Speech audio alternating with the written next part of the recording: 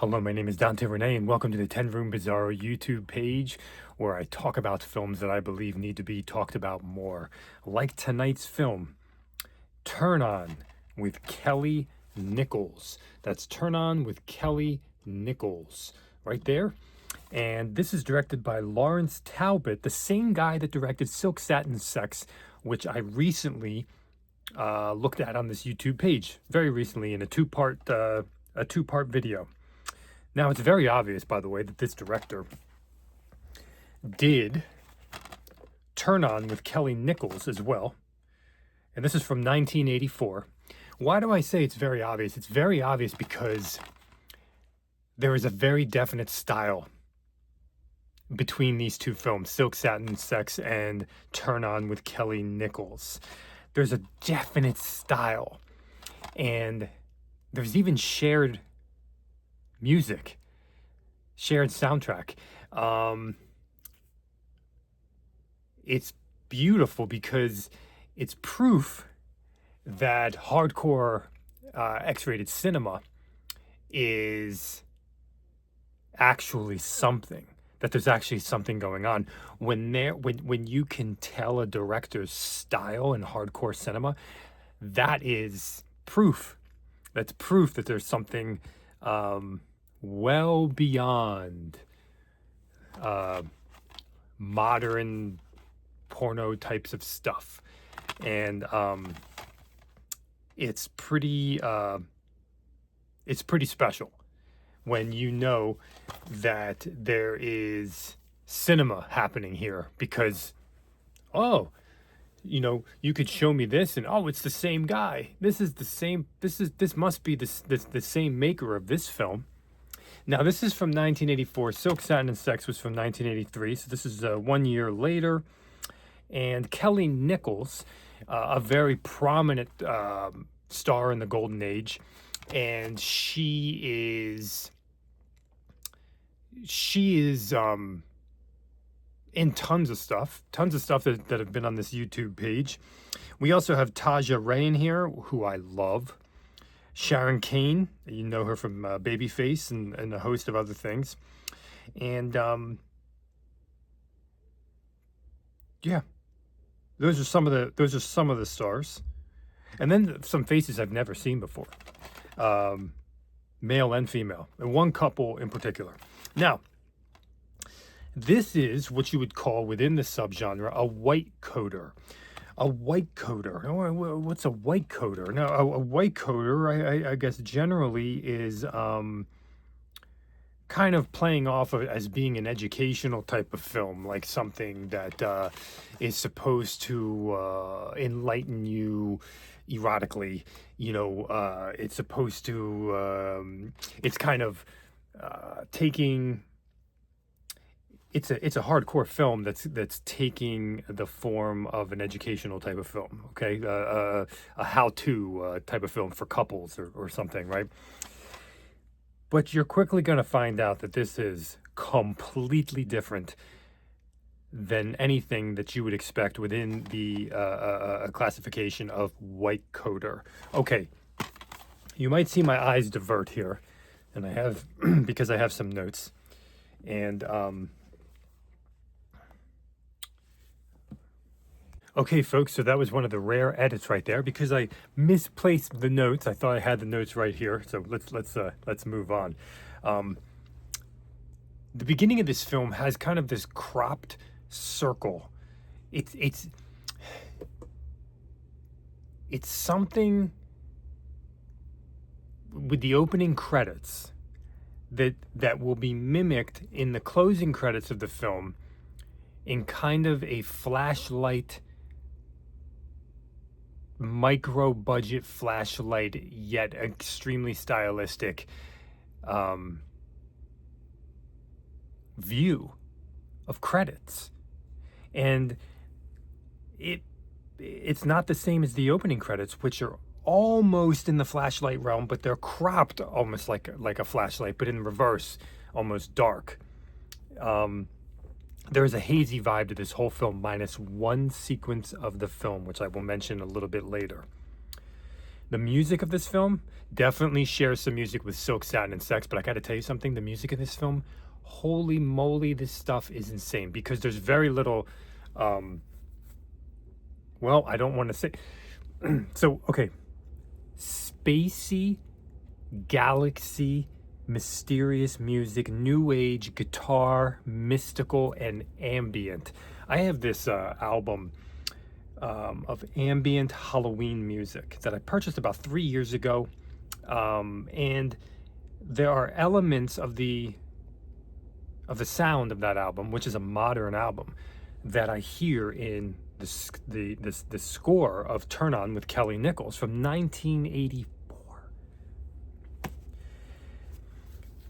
The whole thing is guided in a documentary type white coater style by Kelly Nichols. So you'll see Kelly Nichols in this candlelight haze, and then you'll hear her voice cascading over the images and the situations, the sexual situations. And it's, at first you're watching the film and you're thinking, okay, this is a white coater with really amazing music, but this is a white coater, okay. And then you start to realize that this is something on another level. Like, I've seen a good number of white coaters. This is on another level. Like, white coaters might be deemed boring to a lot of people, right? Maybe fun for couples, depending, right? Kind of. But for some people, they might look at them as like boring documentaries that are like, they're just hiding behind something else. But this is something completely different. And you find out about that very quickly. We have ancient manuscripts referenced in this film. A manuscript that I never heard of before called The Perfume Garden. The elements of smell and touch, the theme of self-pleasure and the connection of self-pleasure to other, not just to self, but to other.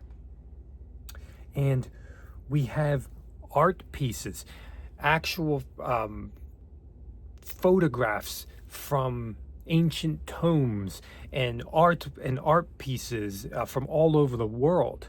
I mean, this is like a white coater TLC documentary. Skin and massage, oil, pressure, and different methods. Darwin and nipples?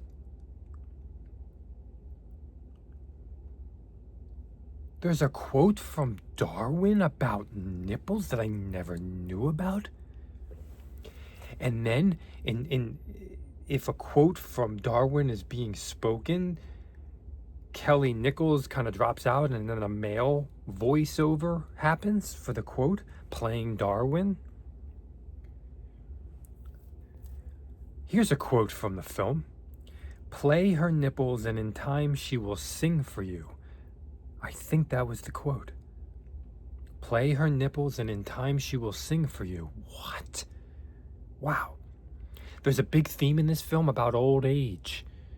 Like, that's something really unique in this white coater to me, is that old age, like the way age impacts sexuality from your youth, all the way up into your elder years, and how these principles and how these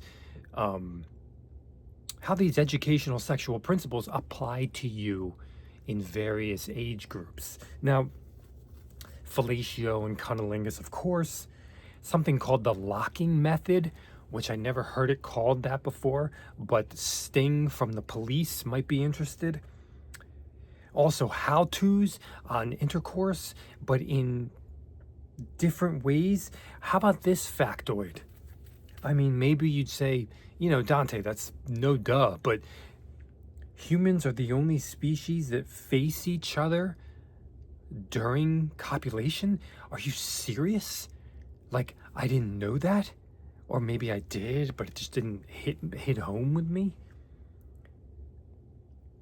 Positions, psychological and physical and fantastical, also connected with age. Okay, so we're not just talking about physical positions, we're also talking about psychological positions in connection. Sensitivity is a theme in this film in all forms. Okay, and the connection there. Connection is a theme, sensitivity is a theme, where physical sensitivity, emotional sensitivity, physical connection, emotional connection, spiritual, and then connecting it all together in self and other. Turning our bodies into, here's a quote from the film, turning our bodies into electric erotica.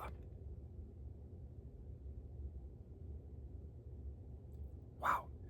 There's a sequence of intense strobe lights that's almost surrealistic, that I believe is supposed to be mimicking camera flash tubes. Food, the types of food and the benefits of food within copulation. The power of words, the power of romance. Oh, people would say, oh, but hardcore films aren't romantic. The power of romance, the power of music, the power of perfume, and the power of words.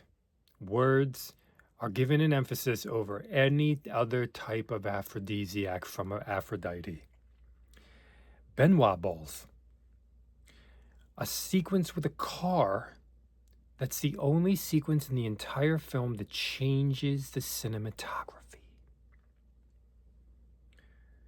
In this film, music is at the forefront with Kelly Nichols talking on top. But to see sex with no sounds, but you can see that they are screaming or moaning, but you can't hear it.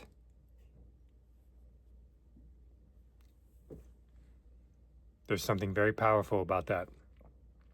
And there's something more erotic about that, maybe.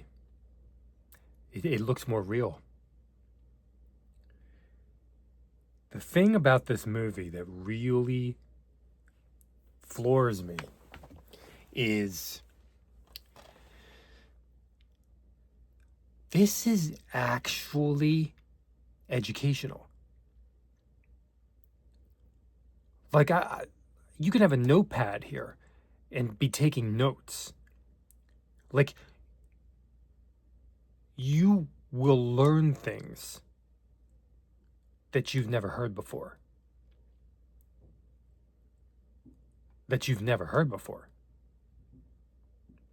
A white coater that's actually educational?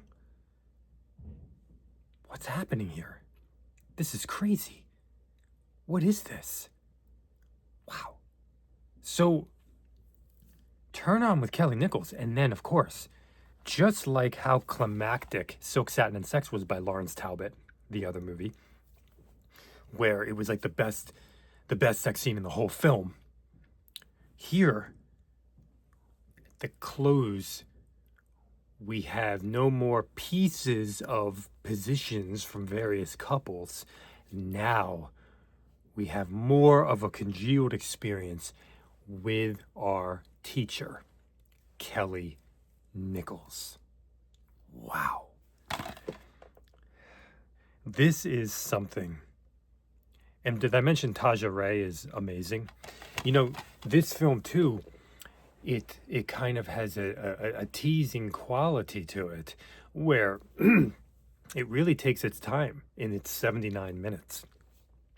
It takes its time, and it's not seemingly, it's seemingly kind of soft, and then it gets hard. And in the hardness, it's like an elevation as the movie goes on. It just doesn't start it.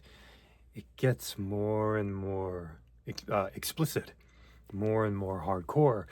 And I would argue in that type of format, it becomes more erotic for the viewer, more intense for the viewer, more intense for the viewer alone or with someone else. You have a woman in here who's a bit older, which is also a unique kind of mix. You have Taja Ray, which, by the way, Taja Ray, again, I keep mentioning her because I love her. She is pale, if you like that. She's thick, from boobs to just butt, everything else. She's just amazing. And Kelly Nichols has such a unique presence as well. And you really start to trust her when you're watching the movie. Like you trust her, and you just, it's like legit. Like you're like, okay, okay, Kelly Nichols. Is this a hardcore film where you're trusting your host to be more than what you would typically expect? And does that more then turn the hardcore genre on its head and make you think about all the actors, all the situations, all the provisions for you, the viewer, that it almost becomes heightened, that it almost becomes important, that it almost becomes healing, beneficial on a way that you never thought about before?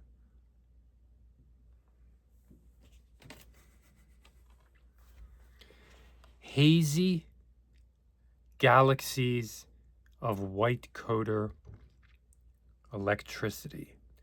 Turn On with Kelly Nichols. There is no nudity here. No. Turn On with Kelly Nichols. Right there. From 1984. Directed by Lawrence Talbot.